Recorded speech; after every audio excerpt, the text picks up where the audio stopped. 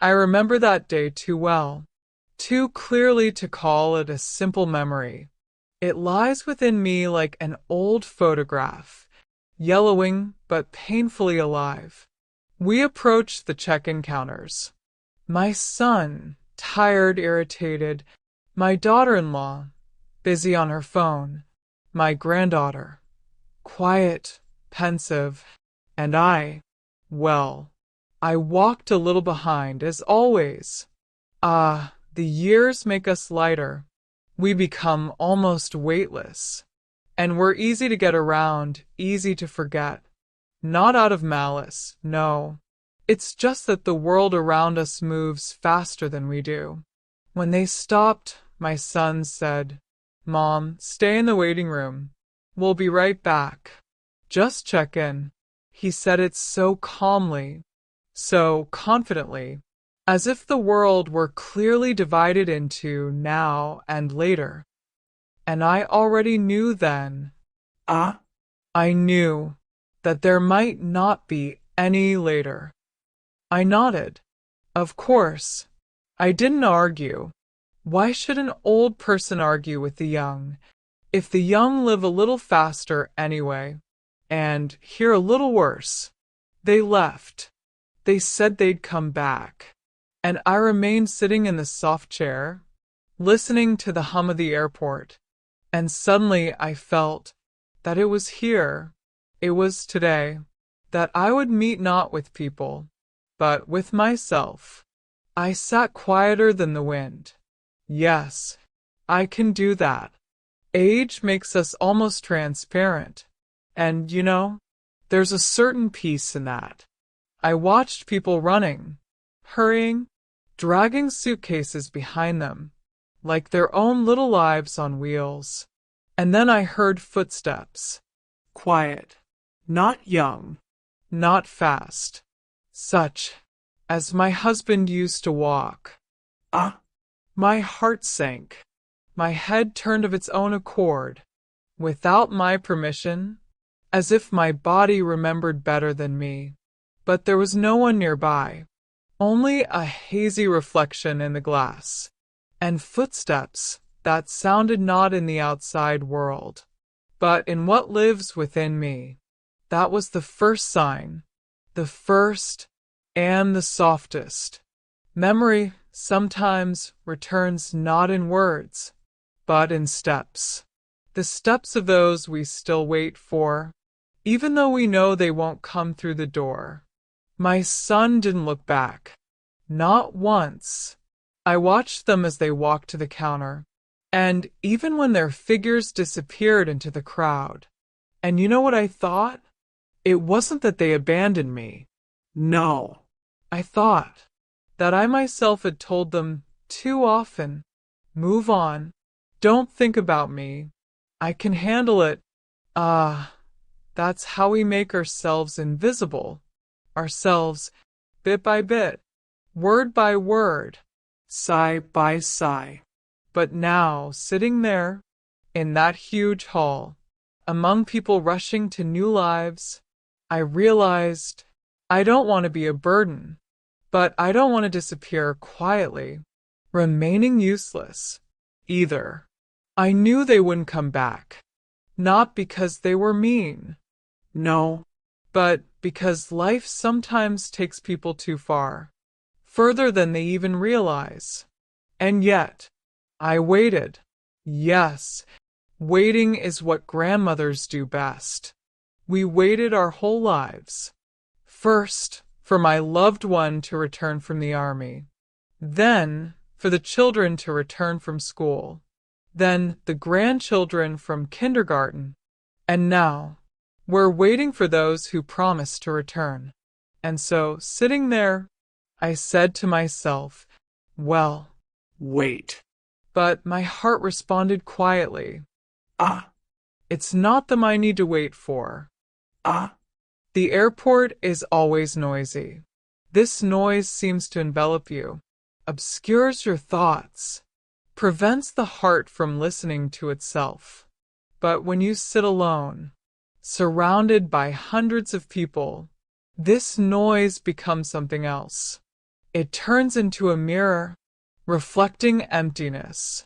I looked at the people, at the women with suitcases, at the men in formal suits, at the children who were laughing too loudly, too sincerely, for this cold place. A young girl sat next to me. She was holding a phone in her hands and reading someone's messages over and over again. She cried quietly, so no one would notice. I looked at her and felt that the world had become too fast, too harsh, too noisy for old hearts. But a strange calm suddenly appeared inside me, as if the noise had receded. He fell silent. He left me in the silence, in which you can hear your own footsteps, even if you're sitting in one place. And it was in this silence I heard again my husband's footsteps, not loud, not frightening, but like the way he walked home from work when he wanted to tell me that everything would be okay. Then, for the first time, I felt that I wasn't alone here. I took a small notebook out of my bag. It's always with me. It contains everything that remains of my youth. You know, we used to write letters. Long, warm, written in neat handwriting, so that every word would reach the heart. I opened one of the pages and saw lines my husband had written to me once, a long time ago. Wait for me, I'll be back. These words were always true. He came back, always, even when he was late, even when he was tired, even when he was sick. He came back because he knew that I was waiting. But now, sitting in this cold room, I realized that for the first time, I was waiting not for his return, but for his support, not for his body, but for his presence. And as soon as I thought about it, the pages in the book trembled slightly, as if someone invisible had touched them, reminding that I had not forgotten, and me have not been forgotten either. The minutes dragged by heavily, like thick honey. The longer I sat, the more distinct the feeling became. That time was different here. It didn't run. It didn't slip away. It thickened around me, became dense, slowed, almost tangible. I felt the clock inside me, striking softer, slower, as if trying to adjust to the rhythm of the old airport walls. And in this dense silence, I heard not footsteps, but breathing, quiet, family, warm. I closed my eyes, and for a moment, I felt him sitting next to me. I didn't see, no, but I felt it with my skin, blood, every cell. His presence was so real that tears welled up in my eyes. How strange that sometimes the dead become closer than the living. I opened my eyes and saw a girl standing before me, about 7, maybe 8, in a blue coat with pigtails. She looked at me so intently, as if she'd known me for a long time, much longer than she could have known me. She said, "Grandma, are you crying?" I smiled. I ran my hand down my cheek. Ah, indeed, a tear. I said, "No, deed. It's just memory finding its way." She nodded, a very adult gesture. Too adult for a small child. Of course, children sense things that adults have forgotten to notice. She sat down next to me, very close, as if she knew I needed company, And suddenly she said, "You're not alone." These words sounded so quiet, so sincere, that something inside me trembled. The girl stood up, smiled, and left as suddenly as she had appeared.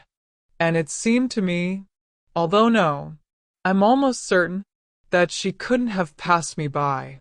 The silence around her was too thick, too soft, too unearthly. I sat on. No one returned. My son didn't call. My daughter-in-law didn't write. My granddaughter, ah, sweet girl, perhaps she didn't even know that they had left me alone. But I no longer felt fear. The resentment had also gone. Only silence remained, and a slight tingling in my chest, like that before when you understand something important. I suddenly clearly felt that they wouldn't return, not because they had forgotten, no, but because fate sometimes leads people along paths that don't intersect with yours. Sometimes it's not a mistake, but a sign. And in that silence, I said to myself, well, if they don't come, then something else must come. Something important. Something for which I came to this place. And the house, even if it wasn't a house, responded with a gentle warmth. In my chest, I sat for a long time, so long that I no longer felt time. Only silence. A silence that became dense, alive, almost warm. And suddenly I heard a sound. Not loud, not harsh, but soft. As if someone nearby adjusted a scarf, or turned a page of an old book. I raised my head. In front of me was an empty row of seats. But the sound was real, not an echo, not a fantasy. I said quietly, "Well then, if you want to talk, I'm listening." Ah? And the emptiness responded, "Yes, yes." I felt it clearly, inside my chest, inside my palms, as if the air had become heavier by just one presence. No one heard me at the airport, but the silence, it heard me perfectly.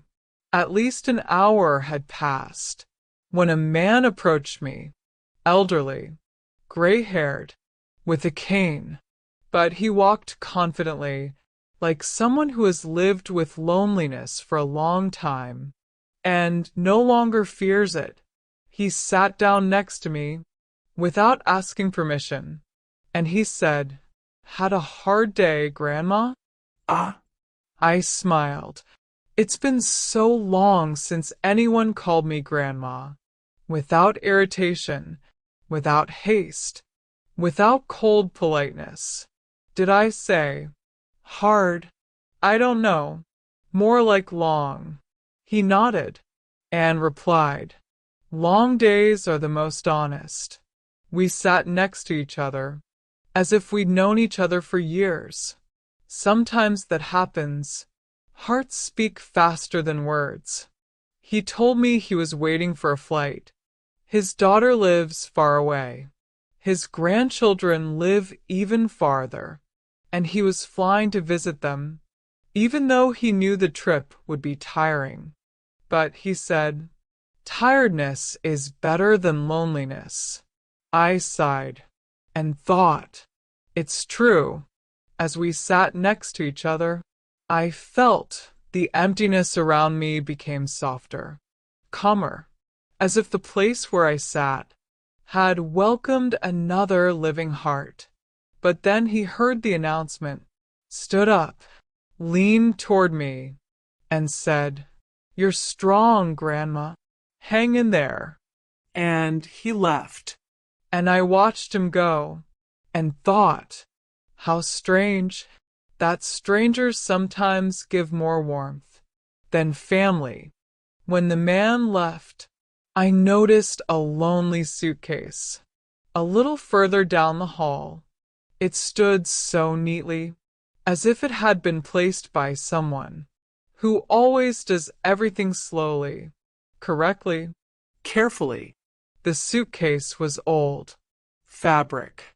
with faded stickers of cities that I'd only seen in photographs. Ah, It reminded me of my youth, my travels with my husband, our trains, our windows, through which trees flashed, our nights in cheap hotels, and that feeling that the world is vast, and we're still young, and we'll be everywhere. I walked closer. There was a tag on the suitcase, but the name was erased completely. Only the first letters, and then emptiness.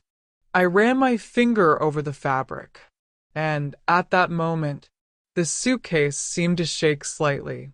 It was as if there was something alive inside. warm. Memorable.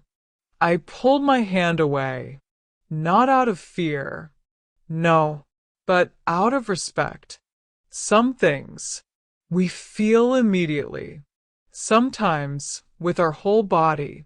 This suitcase belonged to a man who was waiting just as I was waiting, and that man didn't come back. I returned to my seat, but I couldn't get the suitcase out of my mind. Strange, lonely, as if it knew too much. He said, And suddenly felt a gaze. Not harsh, not scary, soft, warm. as if someone was looking at me with love or sadness or both. I looked up. A woman stood before me, about 40 years old, tired, with dull eyes, which once must have been very beautiful. She said, "Excuse me, have you seen a suitcase here? Old. Fabric. With stickers?" Ah, I understood right away, but I couldn't tell her the truth. I couldn't tell her that the suitcase was standing right next to her, but it wasn't waiting for her anymore. It was waiting for someone who wasn't there. I answered quietly. no, darling. I didn't see. She thanked me, and she walked on. Her steps were too light, too sad. The steps of a person who is no longer looking for things, but for herself. I watched her go, and thought, how many people forget those who waited for them their whole lives? When you sit in one place for a long time, soon you begin to feel everything around you. The cold plastic, the rumble of the floor, even the vibrations of those passing by. I've been sitting on my bench for several hours. It had almost become a part of me. Solid, tired, but still able to support someone else's weight. And then, at some point, I suddenly felt the bench beneath me shake slightly. Not from my footsteps, not from the vibrations of the plane. No, it was different. As if someone had sat down next to me. Quietly, unnoticed, with a familiar, warm heaviness. I didn't turn around. I didn't need to. I knew who it was. If you've lived with someone your whole life, you recognize their presence, even after their body has passed. I said quietly, "Hello, darling," and the air nearby became warmer, so much warmer. Not like a person, but like a memory that never died, and simply waited for the moment To be close again. as I sat, feeling the warmth nearby. I heard, not loudly, not clearly, but enough for my heart to recognize. He said my name. It had been so long since I had heard his voice. That sound, which was always calm, Warm. gentle, the same tenderness that men allow themselves. Only at home. I didn't turn my head. If you turn it, it will disappear. Sometimes the ghosts of memory need to be handled more carefully than the living. I whispered, I know that you are near. And then I heard another word, Wait. not an order, No. a request, quiet, gentle, almost apologetic. I asked, what should I wait for? There was no answer, but the warmth didn't fade. On the contrary, it grew deeper, as if he had embraced me. With his past. I raised my eyes to the huge screens. Flights were changing. One delayed, another canceled, a third rescheduled. People's lives were changing every second, and everyone was running, hurrying, trying to get to places where they possibly didn't need to rush. And my flight? I wasn't going anywhere, although I sat there, as if setting off on a journey from which people don't always return. I looked at the board, and suddenly began to notice something strange. Every time I asked myself about my family, about what awaited me, the line on the screen changed and gave me a hint, not a direct one, No. but a clear one for those who know how to listen to the silence. I asked, will they return? And suddenly, next to one flight, the word appeared. Closed. I sighed. My heart sank, but didn't break. I already knew. I asked, what should I do? And the screen quietly changed the line. Wait. Even technology sometimes becomes the voice of fate. I waited. How much I've waited in life. My husband from work, my son from college, my granddaughter from school, my family from visiting, happiness from tomorrow. And every time I told myself, well, I'll wait a little longer. But this time, the wait was different. It wasn't empty. It wasn't cold. It felt like it was filled with something viscous, something important, something that was approaching me slowly, but inevitably.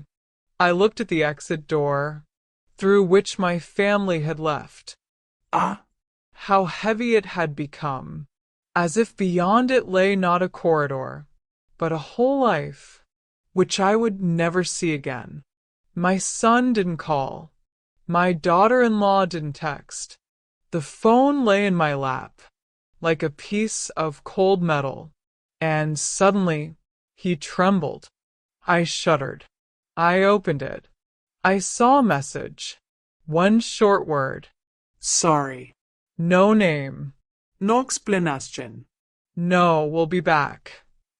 Just Sorry. And in that moment, I realized what I'd been feeling for a long time. I'm not waiting for them. I'm waiting for myself. Waiting for the moment when I stop fearing the truth. Waiting for the hour when I stop holding on to what's long gone. Waiting for the morning that will change everything. And the morning was already approaching me, with quiet steps, with the breath of the past, warmed by silence, and with a voice that never fades. I sat for so long that the waiting became not time, but a place, an entire room in which I suddenly found myself living. Everyone has their own waiting room. Some sit in hospital corridors, others by the telephones, still others by doors that have long since stopped opening. And my room was here, in this cold chair, in the hall where no one sees the elderly, And the deeper I sank into this strange room, the more it accepted me. I stopped hearing the footsteps of people running around. I stopped noticing announcements. I stopped distinguishing faces. But instead, I began to hear something else. I heard the crackle of silence. When it wants to say something important, I heard the soft movement of air. When a memory passed nearby, I heard my heart beat so calmly, as if it knew I was supposed to be here. Sometimes waiting is the only place where you can find yourself. At some point, I realized I was speaking out loud, quietly, almost in a whisper, but still out loud. I spoke, as if there was someone sitting next to me who always listened, even if they didn't answer. Ah, And I felt that he really was there. I said, "Why today?" The silence around me grew thicker, as if it were gathering the strength to answer. I said, "What do you want to show me?" The warmth beside me grew stronger, not high. not scorching, but like the light from the lamp that always burned in our bedroom. When my husband came home late, and I suddenly remembered how he told me, "You wait too much. You wait as if life were your fault for dragging on so slowly." Ah, How I laughed then, and how I couldn't laugh now. The invisible interlocutor was silent, but his silence spoke louder than words. I understood. he wanted Me to remember. I didn't notice how I dozed off. Not quite. More like I fell into a light oblivion between wakefulness and sleep. And in that gap, I saw him. My husband stood before me, as he had many years ago, in the same coat, in the same warm eyes, but as if a little more transparent. He said, "You must understand, today is no accident." I walked up to him. I wasn't afraid. Ah, how can you fear someone whose shadow warms you more than many living ones? I asked, "Why didn't they come back?" He sighed, Heavy. but softly. Because you were meant to be alone. That day, I shuddered. I said, "For what?" He smiled, sadly, but brightly. To stop waiting for what's long gone, and to see. what remains. And he disappeared. I woke up abruptly.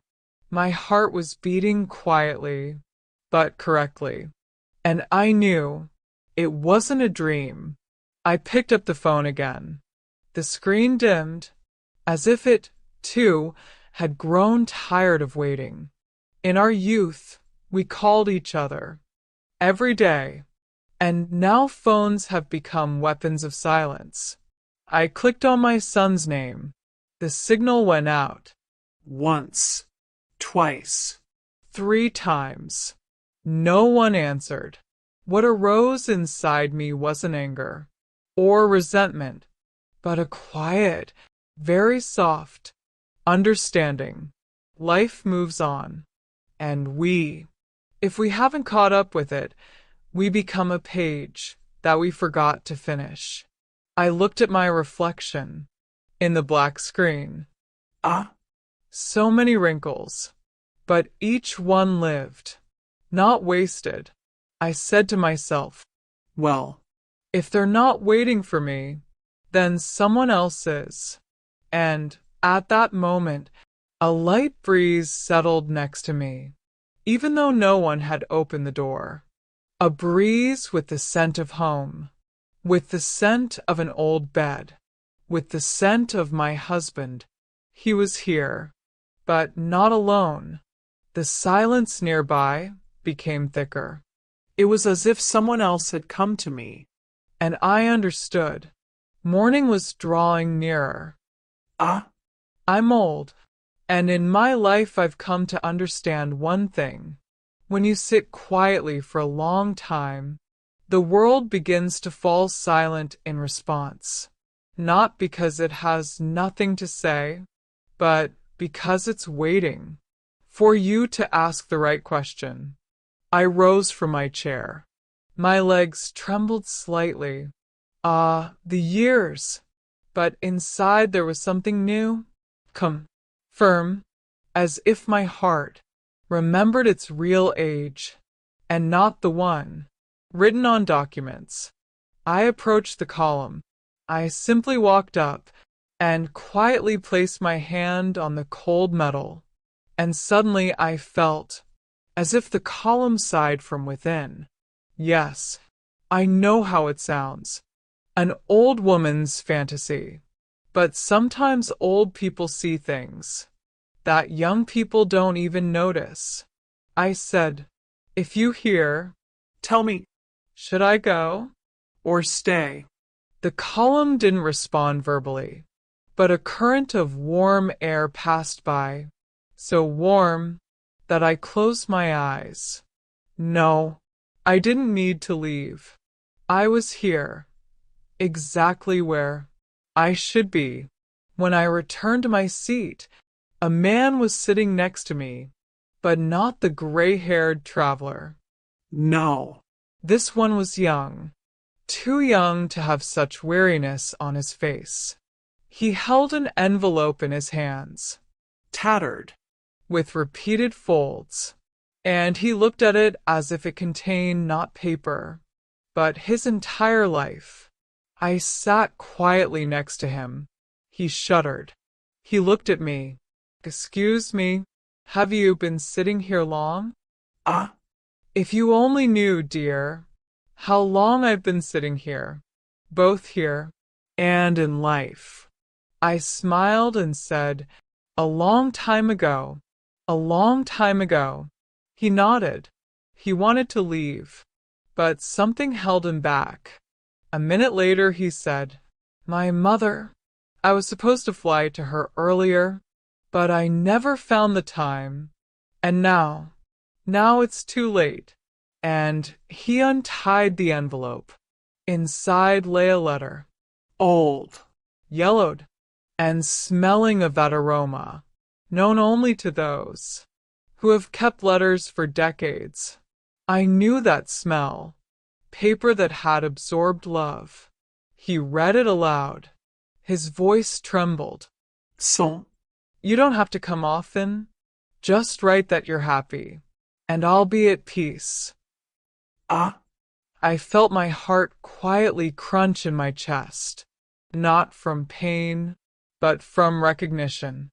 I placed my hand on his elbow, barely, but enough, and I said, she's still waiting for you, always. He began to cry quietly, so quietly that the people around him didn't notice. But I noticed everything. Sometimes other people's tears mirror our own. When the man left, I was alone again, but not quite. The footsteps beside became clearer, the warmth stronger, the presence almost tangible. I said, if you're here, show me what I need to know. And then there was a sound, very quiet, very familiar, as if someone were calling me from far away, just as he used to call when dusk fell over our house, and cups of tea were already ready. It was his voice, my husband's voice, not loud, not clear, but as warm as always. I heard, don't be afraid. ah, That was all I needed now. Not explanations, not answers, not promises. Just one word, one breath, one touch of the past. I whispered, I'm not afraid, and the air around became light, like a blanket in the wind. I closed my eyes and allowed memory to open its doors. There were more of them than I thought. The door of childhood, where I ran barefoot through the grass, where my mother called me home, where the sun smelled of milk and hay. The door of my youth, where I first saw him, the one who later became my husband, and thought, ah, here's the man with whom I won't be afraid. The door of motherhood, where I held my son's little hand and believed that I could protect him from everything in the world. The door of old age, where the silence grew louder and love quieter but deeper. And suddenly I realized that all these doors somehow led me not home, not to my family, but to today, to the airport, to waiting, to this chair, to this silence.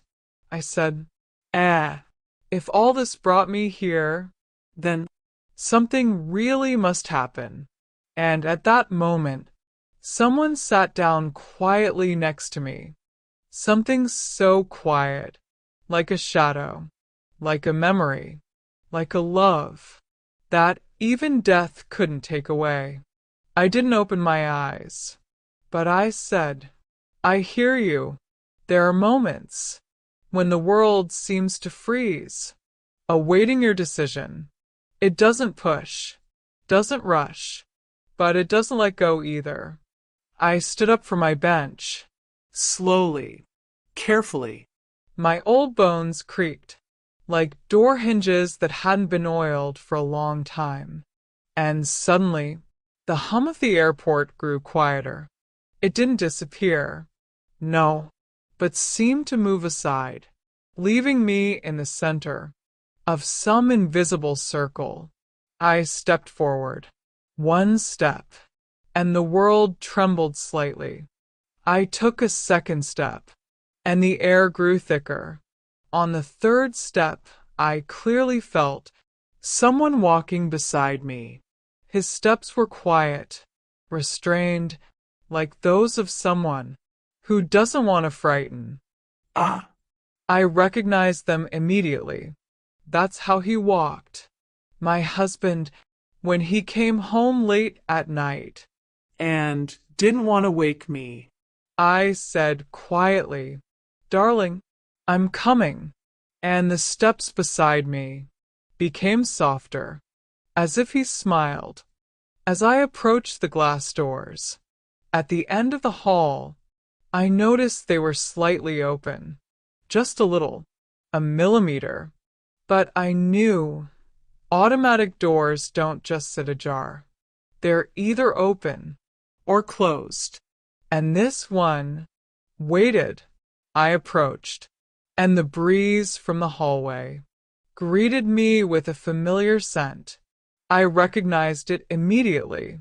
The smell of old wood, the smell of our cabinets, the smell of home, the smell of those evenings when we sat together in the kitchen, sharing tea and silence.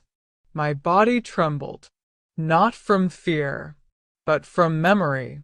The door quietly, very quietly, opened a little wider, as if inviting.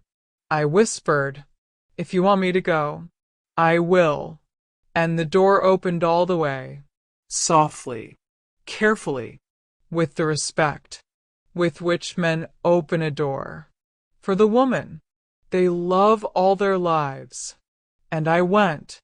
The hallway was long, too long, for an airport, too quiet, too empty. The light was dim, like in old houses, where the lamps have long since worn out, and are shining with their last strength. But my eyes saw everything perfectly, every step, every tile, every shadow, and on one wall hung a clock. Ah, The clock was the same as the one in her house, with a round face, with a slightly yellowed hand, which was always exactly 1 minute behind. I walked closer, and my heart skipped a beat. Time on them was the same as it had been at the moment when my husband died. I placed my hand on the glass. It was warm, Warm. and I understood. This wasn't just a hallway. This was a road. That memory builds. Only once in a lifetime. At the end of the hallway, a faint light was burning.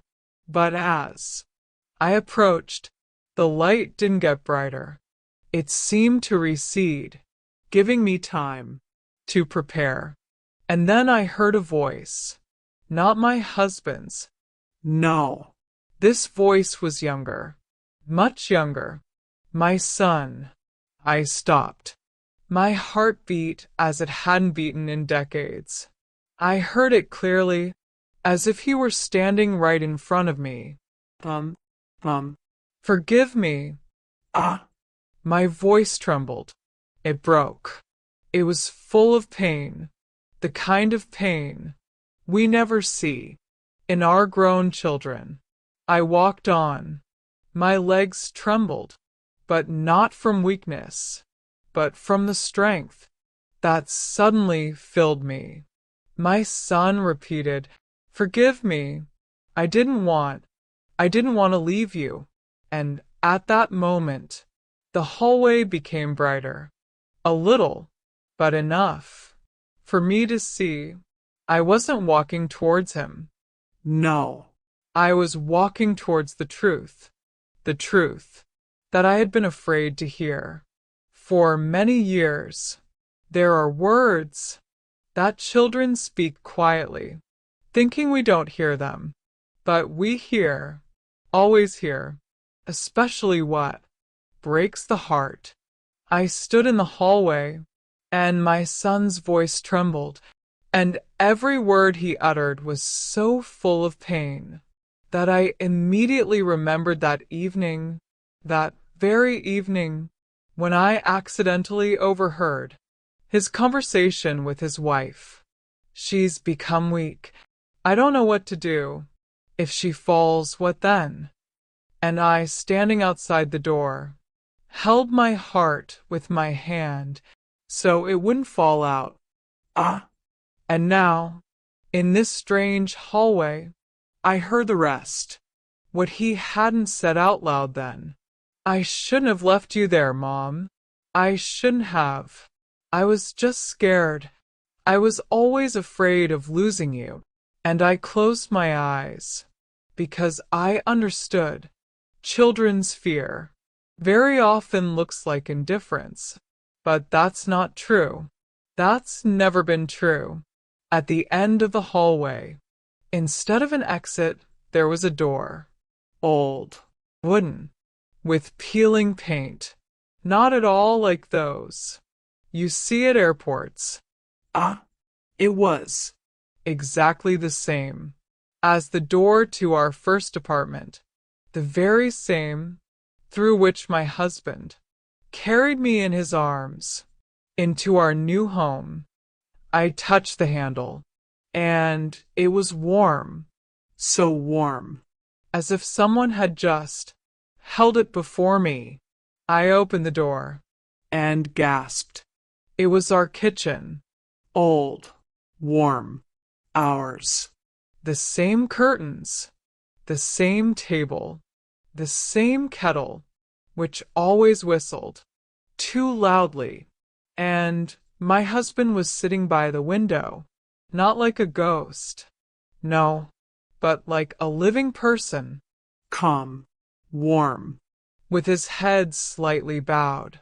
He looked at me the way he had looked all his life, with a love that never fades. I came closer. Step. Another step, and only when I was next to him did I see his hands folded on the table. And on the table lay a letter. My letter, the very one that I had once written to him, and hadn't dared to give it to him. I took the letter, carefully, as if handling something very fragile. The paper was so soft, as if it hadn't been stored in a drawer, but in someone's hands. For many years, I unfolded it and saw my handwriting, the same that I had many years ago, firm, Confident, not trembling. like now. I read aloud, quietly, "Darling, if you ever leave before me, please wait for me there, where there is no pain, where there is no time. Wait for me as you always waited while I made you tea." I stopped. My eyes filled with tears. I didn't remember how I continued writing the letter then. But now, I read to the last word. "And if I ever get lost or scared, just take my hand. and I will follow you wherever." When I finished, my husband looked up. His gaze was soft and warm, like the setting sun. He didn't speak. But I didn't need words. I knew he had held my hand all this way. But suddenly, a sound, not here, not in the kitchen, somewhere far away, the hum of the airport, footsteps, voices. The world beyond the door reminded me I was still there. And then my husband's voice sounded, not in my ears, but in my heart. "You shouldn't come with me yet." I froze. I didn't want to go back. No. It was warm here. There was memory. He was here. But my husband always told the truth. Even the truth. That was hard to accept. I exhaled. But why?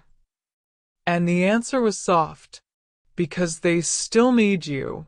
And because tomorrow they will need your strength. The world around me began to dissolve. The kitchen was disappearing. The light dimmed. But the last thing I saw was his smile. That same one. Dear. Meaning. When everything around me disappeared, I felt something strange. So strange. As if my body, which I hadn't felt fully for a long time, suddenly became heavy. Too heavy. My shoulders felt like lead. My bones ached, like those winter nights when I was breaking from old age. The air became thick and cold. Too cold. This wasn't a hallway, not a kitchen, not a house of the past. This was the world of the living. And I was returning. How hard it is to return to a body that can no longer hold the soul.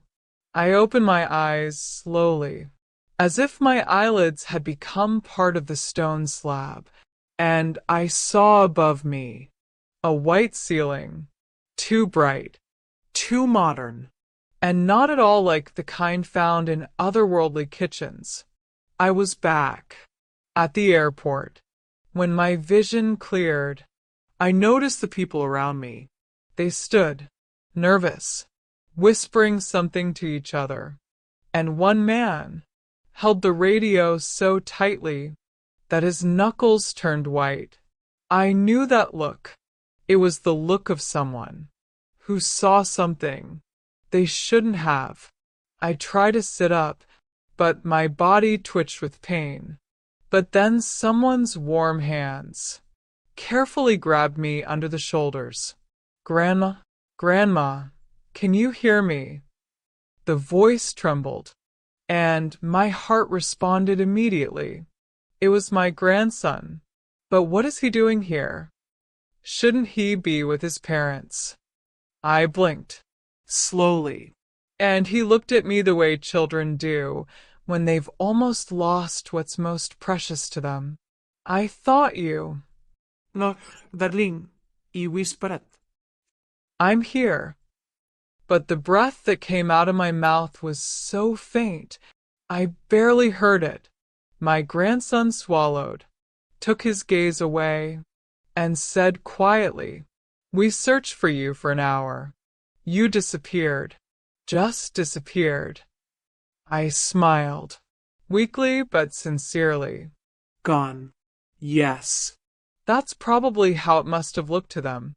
You were there, he gestured toward the audience, and then you were gone. And the cameras didn't record anything. You just vanished. Cameras. Of course. For the cells, there was no corridor, and no kitchen, and no letter. But for me, everything was there. My grandson exhaled deeply, and only then did I notice. His eyes were red. He was crying. "I thought you were dead," he whispered. "There it is, the truth. The one children rarely speak out loud." I placed my hand on his. "You know, darling, I was where I needed to be, and I came back, because you need me too." He lowered his head. His shoulders shook, and I realized he wasn't afraid of old age, not of the airport, not of responsibility. He was afraid of losing his family. When the family finally came to me, I saw their faces. They didn't look like the people who had left me for a couple of minutes. They looked like people who had just been taught to value time. My son leaned toward me. "Mom, forgive. We just..." He was at a loss for words, and I wasn't expecting them. I knew everything he was trying to say. His wife took my hand, quietly, almost imperceptibly, as if she were afraid I would disappear again. "We thought you were gone," she said in a trembling voice. Gone. If only they knew where I went. I smiled. "The sun hasn't risen yet," I whispered, "and I always come home in the morning." And as my words faded into the air, the first ray of light fell through the window. It was soft, Warm. golden.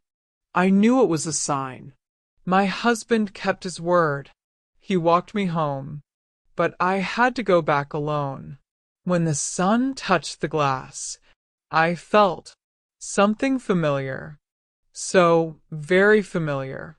This kind of light fell into our house every morning when my husband got up before me and quietly opened the curtains.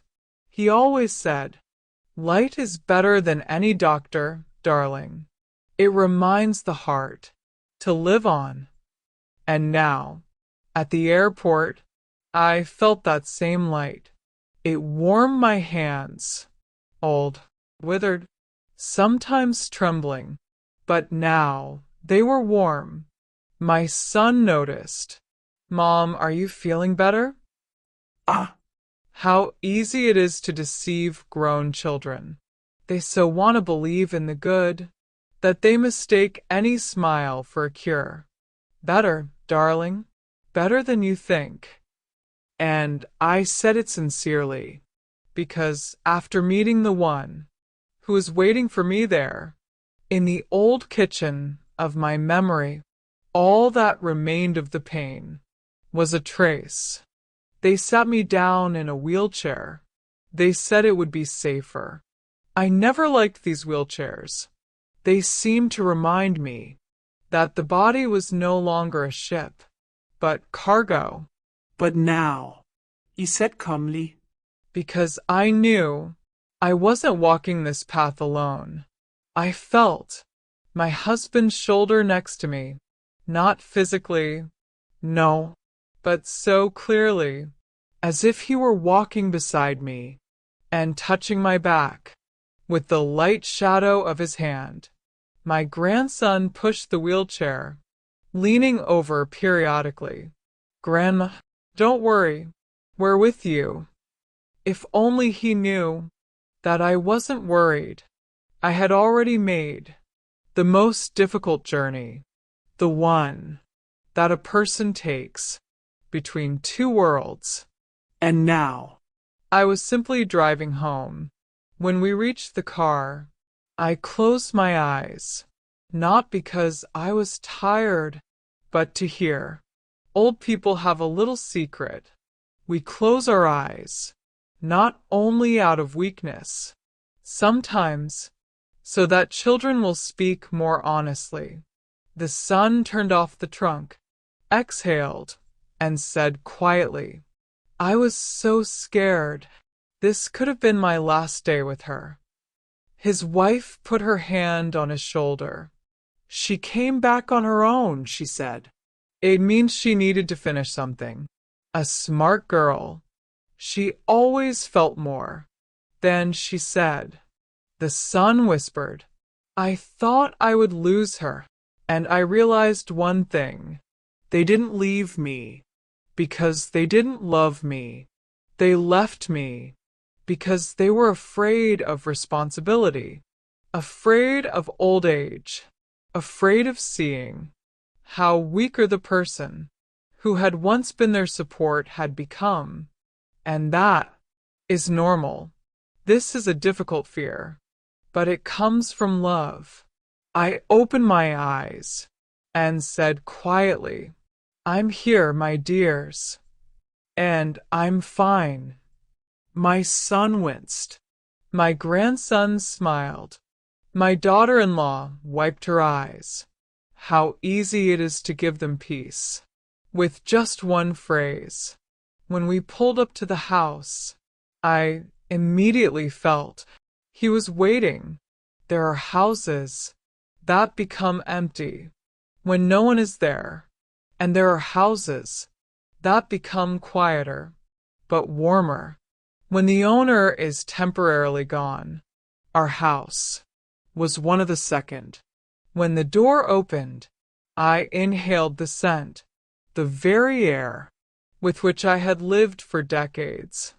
Ah, The scent of old books that hold secrets, the scent of floors that remember footsteps, the scent of life that is in no hurry to disappear. I whispered, I'm back. And the house seemed to sigh. It wasn't a sound, it was a feeling, as if the walls warmed slightly, as if the silence smiled, as if time stepped back a step. My son helped me in. My wife went into the kitchen to make tea. My grandson brought a blanket and covered my knees.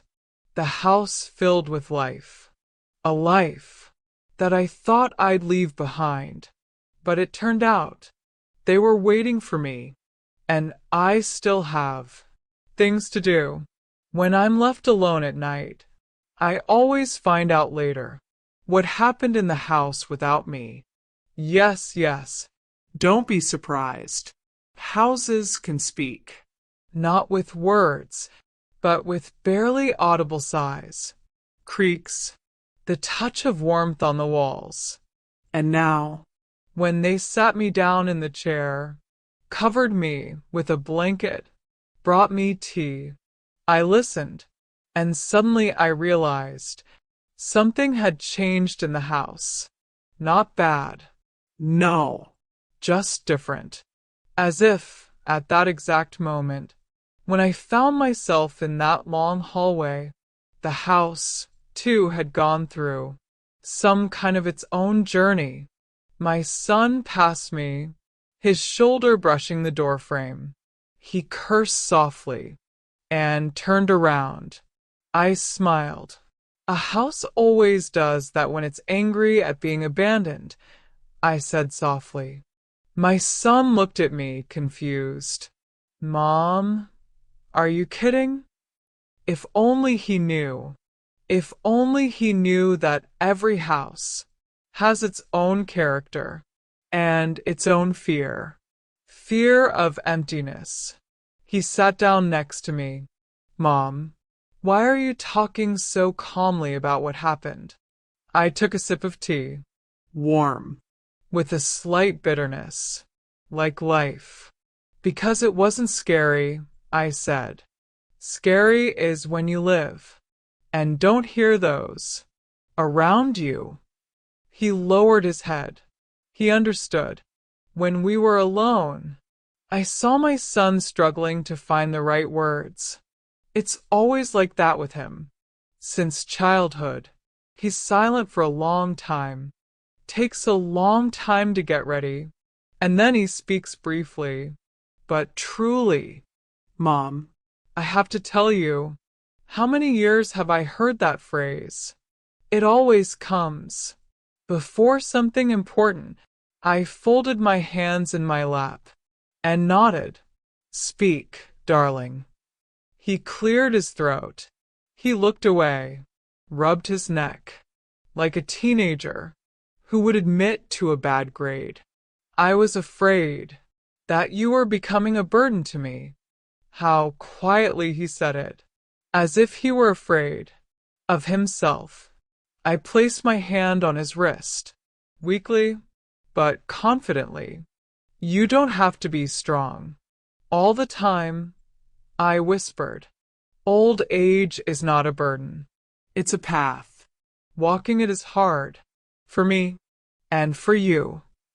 He nodded slowly. His eyes sparkled. I didn't want to leave you there, he sighed. There was just too much to do. Too much to think about. And I stopped him with my hand. Darling, if I had left then, you would have blamed yourself for the rest of your life. And now, I'm here. He exhaled, so deeply, as if for the first time in years, he allowed himself to be weak. And that made me feel calmer. After the conversation, the house became quieter. Quieter than usual, but not empty. No, it was a special silence. The kind in which people finally understand each other without words. I sat in the chair.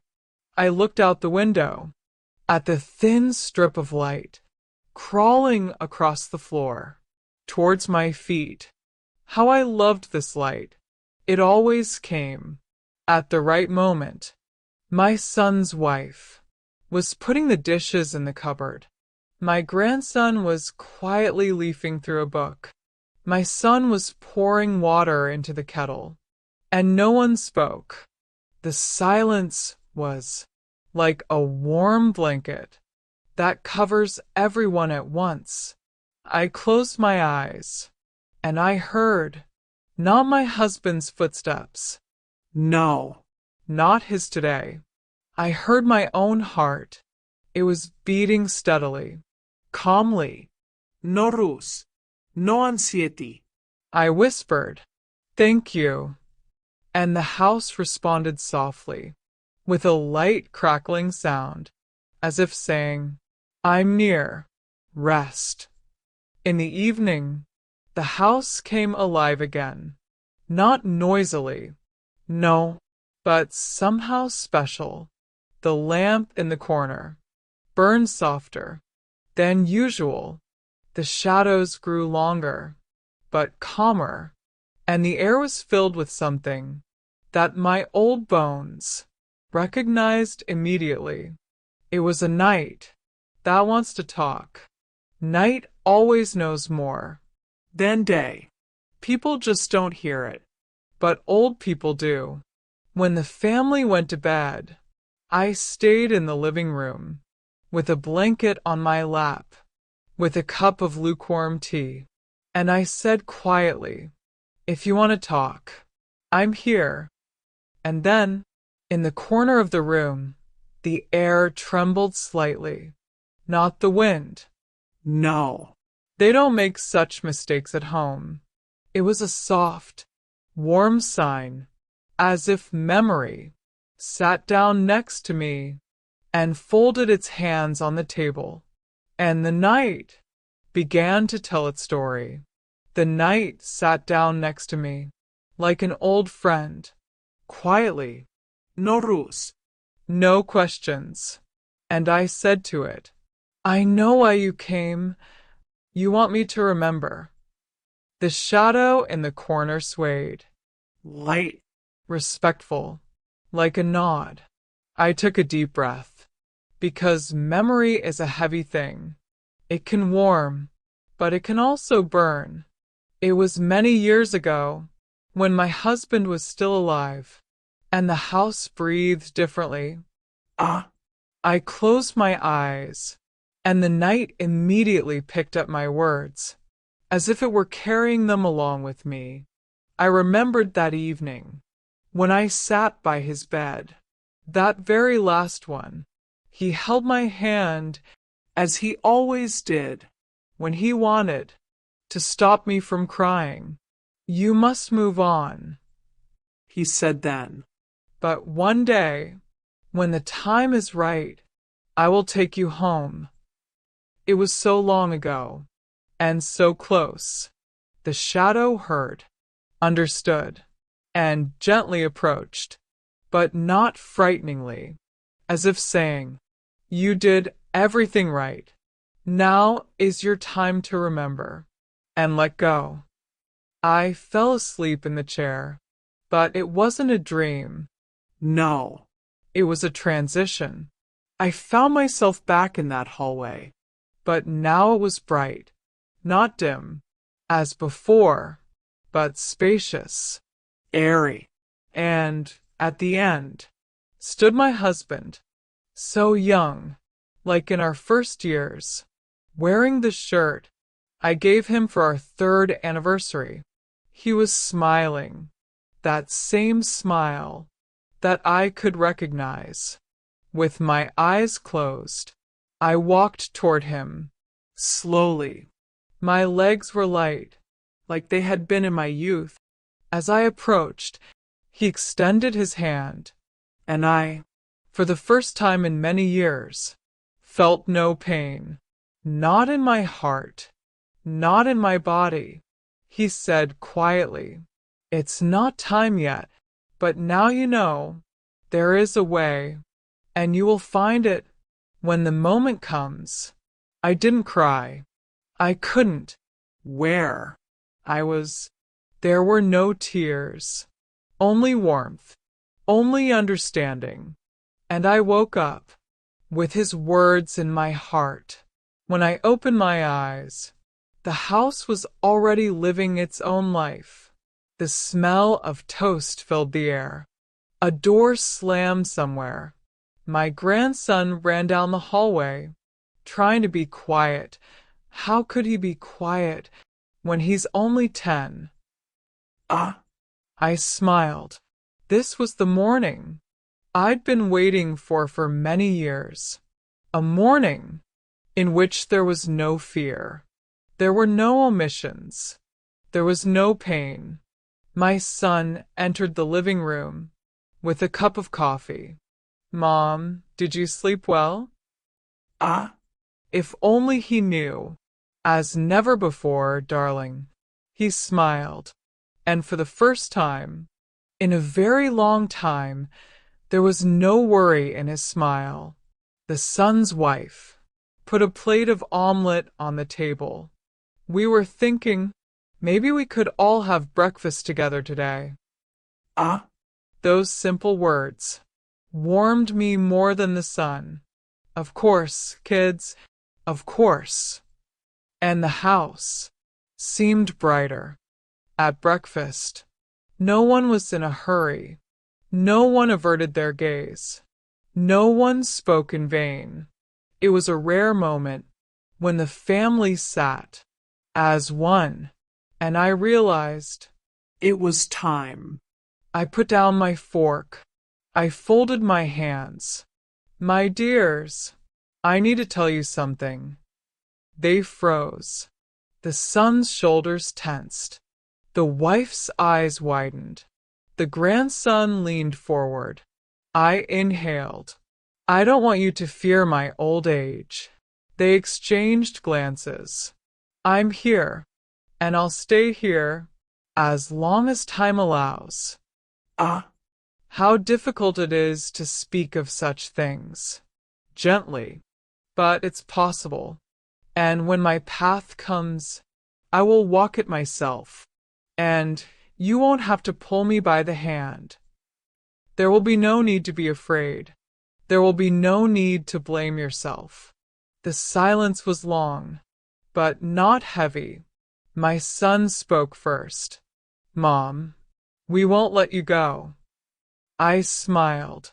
You can't hold me back when the time comes. And that's not bad. That's life. My grandson squeezed my hand. Grandma, I will always be with you. Childhood words are the purest. I stroked his hair. I know, darling. After breakfast, we went out into the yard. It's been so long since I felt the morning breeze. So clearly. He touched my face with his light, cold fingers, as if saying, live a little longer. I'll hold you. My son brought an old photo album, the very one where we kept photos of all generations.